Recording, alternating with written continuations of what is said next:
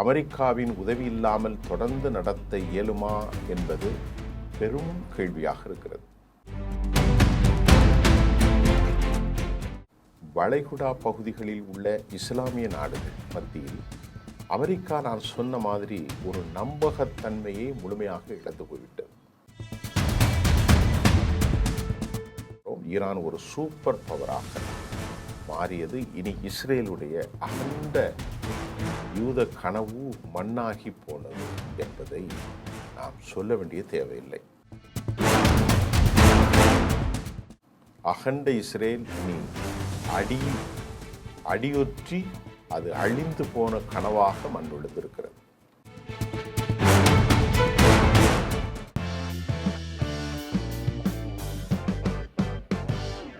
நேர்களே, இன்றைக்கு ஈரானுடைய ஒப்பந்தத்தை தாண்டி இந்த ஒப்பந்தத்திற்கு அமெரிக்கா ஏற்படுத்தியிருந்த தடையின் மூலம் உலகத்தில் பெரிய தடை ஹெர்முஸ் வளைகுடா. உலக சந்தையில் 25% பரிவர்த்தனை ஹெர்முஸினுடைய 8 கிலோமீட்டர் அகன்ற பாதையின் வழியாகத்தான் சந்தைகளுக்கு செல்லும் எண்ணெய். அதாவது உலகின் மிகப்பெரிய வர்த்தக சந்தை வழி 100 பேரலில் 25 பேரல் இங்கிருந்தான் போக வேண்டும். அதாவது உலக தேவையில் 25 விழுக்காடு, நியர் அபவுட் 2.5 crore. தினமும் 3 கோடிக்கு மேலான பேரல்கள் இங்கிருந்தான் செல்லும். அமெரிக்காவை தாண்டி உலகம் முழுவதும் மிகப்பெரிய அளவிலான எண்ணெய் தட்டுப்பாடு ஏற்பட்டதும் அமெரிக்கா இதற்கு ஈடு கொடுக்க முடியாமல் தடுமாறும் நிலையில்தான் அமெரிக்கா உலகின் ஏற்பட்டுள்ள பல அழுத்தத்தின் சிக்கலை அவர்கள் சந்தித்தார்கள் என்பதை குறிக்கும் வகையில்தான் இந்த தடைகளை நீக்குவதற்கும் அவர்களுடைய பார்ட்னர்கள், குறிப்பாக அமெரிக்கர்களின் மனசாட்சியாக இருக்கும் அரபு நாடுகளும் கத்தரின் ஏற்பட்ட பண நெருக்கடி, இதன் மூலமாக அமெரிக்காவுக்கு வருமான இழப்பு, அமெரிக்கா உலகம் செழிப்பற்ற நிலையில் அமெரிக்காவுக்கு டாலரைசேஷன் என்கின்ற அந்த கான்செப்டுக்கு சிக்கல் ஏற்பட்டதுனால பெட்ரோ டாலர் கான்செப்ட் மதிப்பிழக்கும் அபாயத்தை உணர்ந்த அமெரிக்கா, அவர் நாட்டில் இருக்கிறது, இருந்தாலும் பெட்ரோ டாலர் சந்தைகள் எல்லாமே முடக்கப்பட்டு அமெரிக்காவை பாதிக்கும். ஆகவே தான் இந்த முடிவிற்கு அவர்கள் இப்போது பெட்ரோல் டீசல், அதாவது குரூட் தட்டுப்பாட்டை முழுமையாக கைவிட்டு நீக்கப்படும் அளவிற்கு இந்த ஒப்பந்தம் மேற்கொள்ளப்பட்டிருக்கிறது. இரண்டாவது, G7 மாநாட்டில் அனைத்து நாடுகளும் இதனை பாராட்டும் வகையில் தனித்தனியாக தங்கள் அறிக்கைகளை தெரிவித்தார்கள். யாரும் எதிர்ப்பு இல்லை. உலகத்தில் எதிர்க்கிறதுக்குன்னு ஒருத்தன் வந்திருக்கானா இஸ்ரேல் மட்டும்தான்.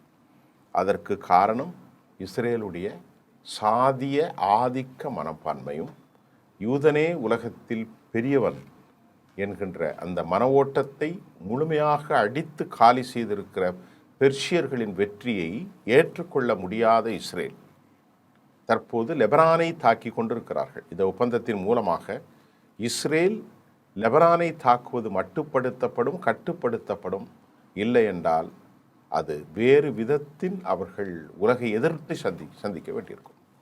அமெரிக்காவிலே சுந்தர் பிச்சை கூகுள் நிறுவனத்தில் நடத்திய கூட்டத்தில் இன்றைக்கு அமெரிக்க இளைஞர்கள் புறக்கணித்து விட்டார்கள். காரணம், இந்த படுகொலைகளுக்கு காரணம் அதிகமான தொழில்நுட்பங்களை வழங்கியது கூகுள் என்பதால் சுந்தர் பிச்சை இதிலிருந்து நீக்கப்பட்டிருக்கலாம், அவரை புறக்கணித்திருக்கலாம் என்ற தகவல்களும் வந்திருக்கிறது. சரி, அதை விட்டுரும். இஸ்ரேலுடைய பாதுகாப்பாகத்தான் இஸ்ரேல் உள்ளது. ஈரான் இனி அணு ஆயுத சோதனை நடத்த இயலாது என்றும் அமெரிக்க அதிபர் தெரிவித்ததில் சில பாசிட்டிவான விஷயம் இருக்கிறது. அமெரிக்க அதிபர் ஈரான் இந்த நடவடிக்கையின் மூலம் இஸ்ரேலுக்கு பயமில்லை என்று அவர்களுக்கு ஆறுதல் சொல்கிறார். ஒரு கட்டத்தில் அமெரிக்காவை பற்றி எங்களுக்கு சம்பந்தம் இல்லை என்று இஸ்ரேல் தன் சுயாதீன நடவடிக்கை மேற்கொள்ள முயல்கிற போது இது பாதுகாப்பது என்று சொல்கிறார். ஏனென்றால் அமெரிக்காவுக்கு இஸ்ரேலை காப்பதை விட அரபுகளை காப்பதுதான் பாதுகாக்கும். இதை கூறிய டொனால்ட் ட்ரம்ப் சீனா மிகவும் சிறப்பாக நடந்து கொண்டதாகவும் அவர் சீனாவுக்கான பாராட்டை தெரிவித்தார். சீனா நினைத்திருந்தால் 20 கப்பல்களை கொண்டு வந்து எங்களோடு மோதி இருக்கலாம். ஆனால் அவர்கள் மோதவில்லை, கண்ணியத்தோடு நடந்து கொண்டார்கள். அதே போன்று ரஷ்யாவையும் அவர் பாராட்டியிருக்கிறார். ஆனால் ரஷ்யா நேரடியாகவே இவர்களுக்கு உதவி செய்தார்கள். சொல்லிவிட்டு திரு டொனால்ட் ட்ரம்ப் அவர்கள், ஐ எம் த பாஸ், நானே எல்லாவற்றிலும் மேலானவன், என்னாலே இதை உருவாக்கப்பட்டது என்று அவர் தன்னை புகழாரம் சூட்டிக்கொண்டார். என்ன வேண்டாலும் சூட்டிக்கொண்டு செல்லட்டும். மறுபடி அவருடைய உளறலின் அடுத்த கட்டம், மீண்டும் குண்டு வீச வேண்டிய அவசியம் ஏற்பட்டால் நான் வீசுவேன் என்று மறுபடி ஒரு மிரட்டலை அவருக்குரிய பாணியிலே அவர் விடுத்திருக்கிறார். இது ஒரு பலகீனமாக ஒப்பந்தம் செய்து உள்ளதால் அவர் இதனை கூறியிருக்கலாம் என்றும் கூறியிருக்கிறார்கள். ஏனால் உண்மையில் அவர்களுக்கு பலகீனம். அந்த பலகீனத்தை அவர் பலமாக மாற்றுவதற்கு ஈரானோடு வருங்காலத்தில் செயல் திட்டத்தை அமைத்து கொண்டால் அது பலமாக மாறலாம். இரண்டாவதாக, இஸ்ரேலுடைய படுகொலை செய்து வருவதை அமெரிக்க அதிபர் படுகொலை அரசியலை நேரடியாக கண்டித்துள்ளது குறிப்பிடத்தக்கது. அதாவது அவர் எப்படி பேசுகிறார் என்று சொன்னால், இஸ்ரேல் ஒருவருக்காக ஒரு பில்டிங்கு குண்டை போட்டு 100 பேரை சாவடிக்கிறான். அவர்களை பொறுத்தவரை படுகொலை என்பது அவர்கள் வேதம் கூறியது அடிப்படை தான். உலகத்திலே பெரிய சக்தி நாங்கள், ஆகவே எங்களை விட பெரிய மக்கள் இல்லை என்பதுதான் அந்த யூத சித்தாந்தம். ஆகவே தான் டொனால்ட் ட்ரம்ப் சொல்கிறார், ஒருவருக்காக ஒரு கட்டடத்தை அழிப்பது, ஒரு குடும்பத்தை அழிப்பது, ஒரு சந்ததி அழிப்பது, ஒரு தீவிரவாதி இருக்கிறார் இஸ்ரேலுக்கு எதிரானவர் என்று அவர்கள் நம்பி அப்பாவி குழந்தைகளை எல்லாம் சாகடிப்பதை ஏற்றுக்கொள்ள இயலாது. ஒருவருக்காக ஒரு கட்டடத்தையோ ஒரு குடும்பத்தையோ அழிப்பதை ஏற்றுக்கொள்ள முடியாது என்று நீண்ட காலத்திற்கு பிறகு யூதர்கள் மோசமானவர்கள், யூத அரசு மோசமானது என்ற தத்துவத்தை உலகத்திற்கு அவர் இன்றைக்கு சொல்லியிருக்கிறார். இந்த இதுகாரம் நடந்த போர் அக்டோபர் 7, 2023 இப்பொழுது 3 ஆண்டுகளை நெருங்கியிருக்கிறது. கசாவில் ஏற்பட்ட போரும் இஸ்ரேலுடைய போரும் ஈரானோடு நடந்த போர் இதெல்லாம் 3 ஆண்டுகள். ஜூலை, ஆகஸ்ட், செப்டம்பர், இன்னும் 3 மாதங்களும் ஒரு 15 நாட்களும் முடிந்தால், 3 மாதங்களும் 15 நாட்களும் கூட இல்லை, அது 3 ஆண்டுகளை நிறைவு செய்துவிட்டு 4வது வருஷத்தில் செல்லும். இந்த நிலையில் இஸ்ரேல் மிகப்பெரிய அளவிலான பொருளாதார பின்னடைவை சந்திக்கும் என்றும், எத்தனை காலம் அவர்களால் இதுபோன்ற ஒரு போரை அமெரிக்காவின் உதவி இல்லாமல் தொடர்ந்து நடத்த இயலுமா என்பது பெரும் கேள்வியாக இருக்கிறது. அமெரிக்கா புதிய ஆயுதங்களை ஈரானுக்கு வழங்கியுள்ளது என சிஏஏனுடைய மூத்த அதிகாரி குறித்திருக்கிறார். அவர் என்ன சொல்கிறார்னா, அவர் பேர் வெளியிட மறுத்து, ஹெர்மூஸ் ஜலசந்தி பகுதிகளில் இனி எந்த போர் நடந்தாலும் அதை அமெரிக்கா எதுவும் செய்ய முடியாத அளவிற்கு ஈரான் கதவடைப்பு செய்து உலகத்தை ஸ்தம்பிக்கிவிடும். ஆகவே சும்மா கிடந்த சங்கை ஊதி கெடுத்தான் ஆண்டி என்று சொல்வதை போன்று அமெரிக்கா ஹெர்மூஸ் என்ற ஒரு நாமத்தை ஏற்படுத்தி அவர் கையில் ஒப்படைத்து விட்டார்கள் என அவர் சொல்கிறார்.